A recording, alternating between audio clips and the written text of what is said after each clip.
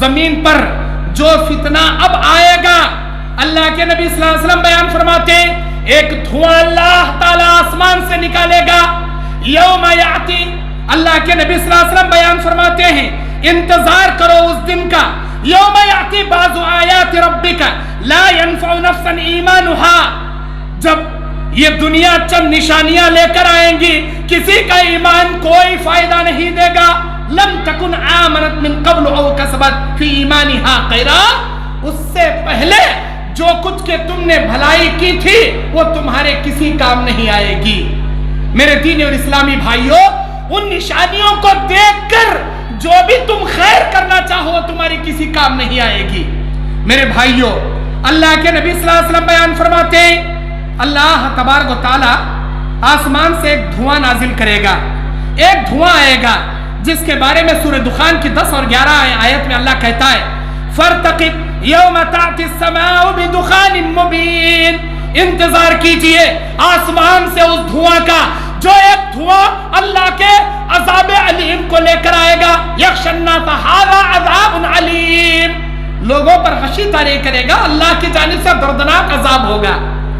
سارے دھواں سے زمین بھر جائے گی، مسلمانوں کو زکام ہوگا، کافروں کے چہرے مس کر دیے جائیں گے، اس کے بعد زمین 3 جگہ سے دھسا دی جائے گی، خسوف ثلاثہ جسے کہتے ہیں، ایک مشرق میں جاپان میں، ایک مغرب میں امریکہ میں، تیسرا جزیرۃ العرب میں، جزیرۃ العرب میں۔ اللہ کے نبی کہتے ہیں دریائے فرات سے سونے کا پہاڑ اللہ نکالے گا، اس سونے کے پہاڑ کو حاصل کرنے کے لیے دنیا کے کونے کونے سے لوگ آئیں گے، جو بھی وہاں آئے گا مارا ماری کر کے، لڑائی جھگڑا کر کے، قتل غارت گیری سے مر جائے گا، ایک بھی شخص سونا لے کے نہیں جائے گا، 100 آدمیوں کا قافلہ آئے گا، 99 وہی مر جائیں گے، ایک آدمی سونا لے کے واپس جائے گا لیکن وہ بھی دنیا کے فتنوں کا شکار بن جائے گا۔ اس کے بعد اللہ تبارک و تعالی زمین سے ایک جانور نکالے گا جسے دابۃ الارض کہتے ہیں۔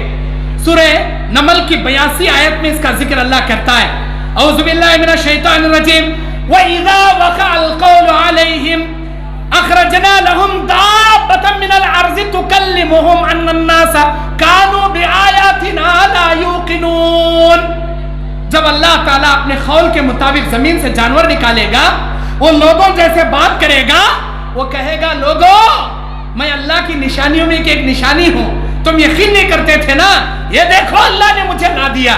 اللہ اکبر، انسانوں جیسے بولنے والا دابۃ الارض، دابہ کہتے ہیں جانور، ارض کہتے ہیں زمین، زمین کا جانور اللہ نکالے گا۔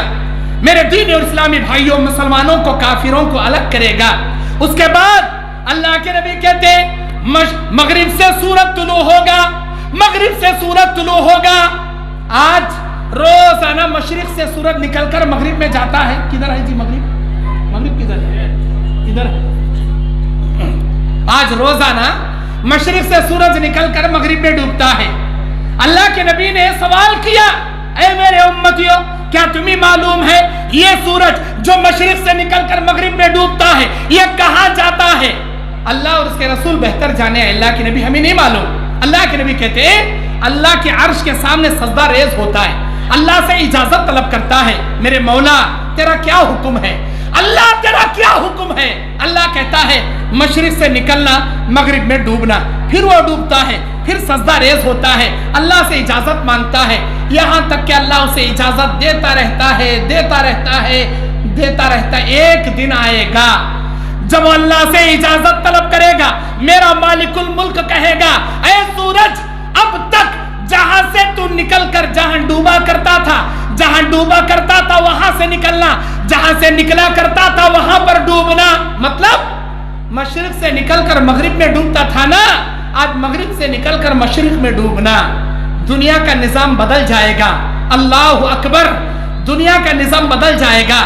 سورج مغرب سے نکلے گا، اللہ کے نبی کہتے ہیں بادروا بالاعمال الستہ، لوگوں 6 نشانیاں دنیا میں رونما ہونے سے پہلے نیکیاں کرنے میں جلدی کر لو، جلدی کر لو، ورنہ اللہ تعالیٰ تمہارے اعمال قبول نہیں کرے گا۔ وہ کون کون سی ہیں؟ خاص کر انسان کو توبہ، توبہ دو وقت آنے سے پہلے کر لینا چاہیے.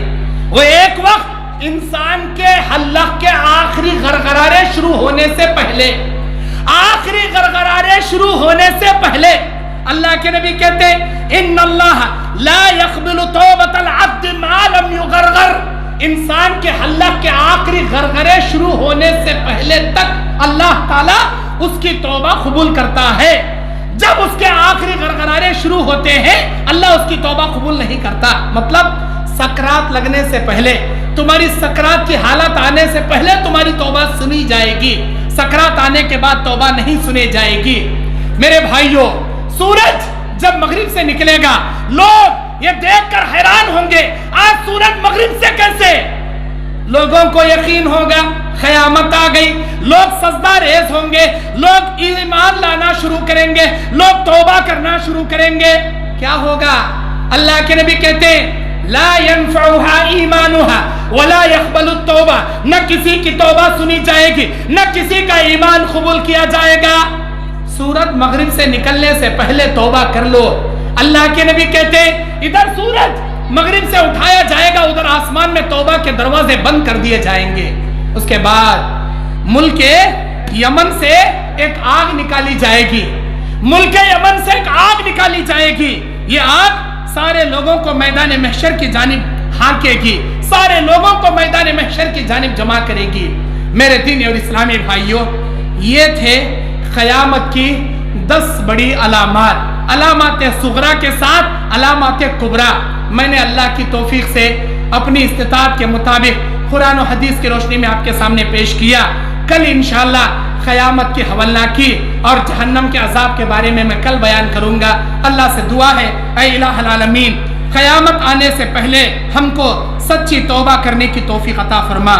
اے اللہ ہم کو اپنے نیک اعمال کی تیاری کرنے کی توفیق عطا فرما. اے الہی اس جلسے کو جس نیک مقصد کے تحت اے اللہ انعقاد کیا گیا ہے، اے اللہ اس جلسے کے مقصد کو کامیاب فرما. اے اللہ اس ادارے کو دن دگنی رات چگنی ترقی عطا فرما. اس میں پڑھنے والے بنین و بنات کو امت مسلمہ کے لیے نفع بخش دین کے دائی سپہ سالار بنا دے. ہمارے مستقبل میں آنے والے معصوم بچوں کو نمازی متقی پرہیزگار بنا.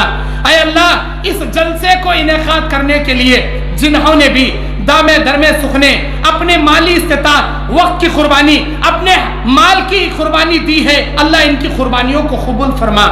اے اللہ جیسے اس دنیا میں اس جلسے میں ہم جمع ہوئے بیٹھے ہیں، اے اللہ میدان محشر میں جنت الفردوس میں ہم سب کو ایسے ہی تو جمع فرما دے.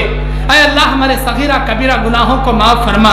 اے اللہ ہم کو جنت الفردوس میں ہمارے خاندان کے ساتھ جمع فرما. اے اللہ کہیں سنی باتوں پر عمل کی توفیق عطا فرما. آمین. اقول قولی ھذا استغفر اللہ لی ولکم ولسائر المسلمین من کل ذنب فاستغفروه انه هو الغفور الرحیم.